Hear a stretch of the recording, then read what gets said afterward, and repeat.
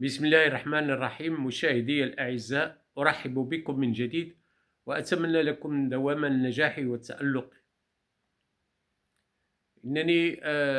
أستغل هذه الفرصة لأعالج موضوعا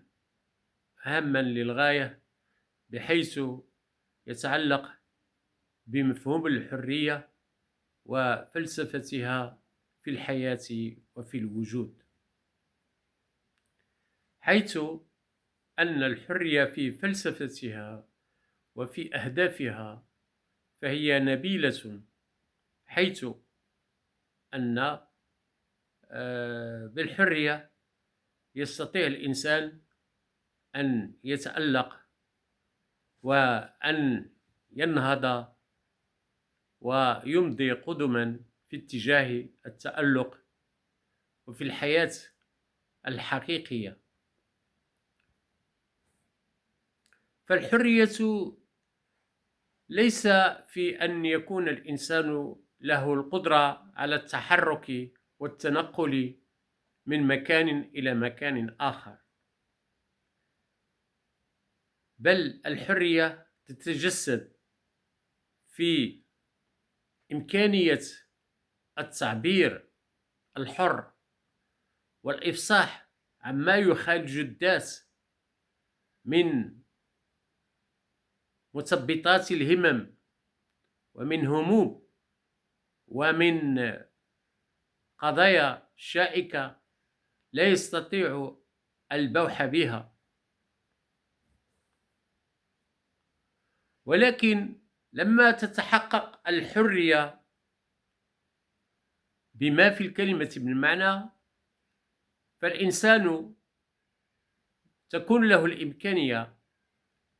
على التعبير الحر وطرح القضايا التي تشكل له عائقا في مساره الحياتي، والتي تكبح جماح نشاطه والتعبير عن القضايا التي تكون تشكل له تأثيرا سلبيا تحد من إشعاعه ومن تقلقه ومن تطوره والإسهام بكيفية جادة في النماء والازدهار. بفضل الحرية تتوسع دائرة أفكار الإنسان ويتنوع وعيه، سواء على المستوى الوعي السياسي أو الوعي الثقافي أو الوعي التربوي أو الوعي الفكري بصفة عامة. إلا أن الحرية هي في الحقيقة يجب أن تكون مقننة، ليست حرية فوضوية أو عشوائية أو اعتباطية، بل الحرية تقف عند حرية الآخر، بمعنى من المعاني أن لا يكون هو الآخر مشكلا تشويشا أو يشكل عرقلة في مسار الآخرين أو في مسيرة المجتمع، بل على النقيض من ذلك، فهو يشكل دينامو الحياة ويعطي نفسا قويا للمكونات المجتمعية بفضل طروحات أفكاره النيرة ووعيه الحصيف. فهو الذي يخطط ويبرمج، وتكون له دراسة بالنسبة للإنسان الحر، أو نسميه الفيلسوف المفكر، تكون له إمكانية معالجة قضايا عديدة ومتعددة، يساهم بكيفية أو بأخرى في دفع عجلة النمو والازدهار،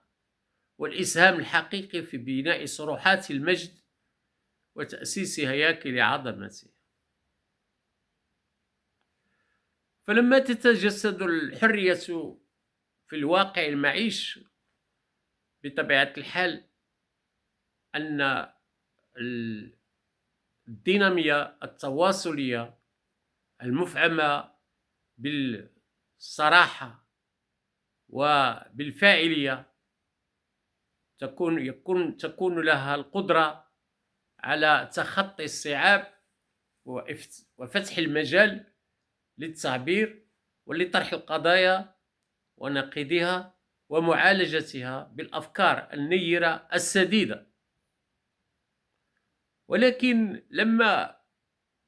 تكون كثرة كثيرة من الأوامر والنواهي ولا تجعل الإنسان له القدرة على التحليق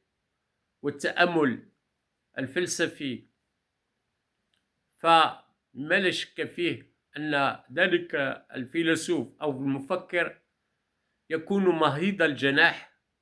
ليست لديه القدرة على التعمق والإبحار في الأفكار النيرة، بل يكون محدود التأمل، محدود الإنتاج، محدود الإبداع، في حين أنه إذا أتيحت له الفرصة الكافية لإبداء كل أفكاره النيرة وآرائه السديدة والإسهاماته الفعالة على مستوى تفشي الوعي المجتمعي، فيما لا شك فيه أنه سيكون له أثر محمود على المجتمع، وسيساهم بكيفية جادة لرفع منسوب التألق والنماء والازدهار. وعليه فالفكر الحر له دور طلائعي وفعال في نهضة الأمم والشعوب وفي تفشي الوعي الاجتماعي والثقافي والفكري إلى غير ذلك. فطبيعة الحال فالحرية فهي نعمة يجب أن ينعم بها الجميع حتى نرقى بأنفسنا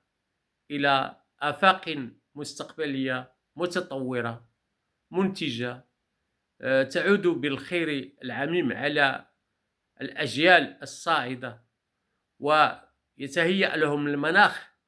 على مستوى الإبداع والتألق والاجتهاد والإسهام بكيفية إيجابية في رفع منسوب التألق والازدهار، وتصبح الإنسانية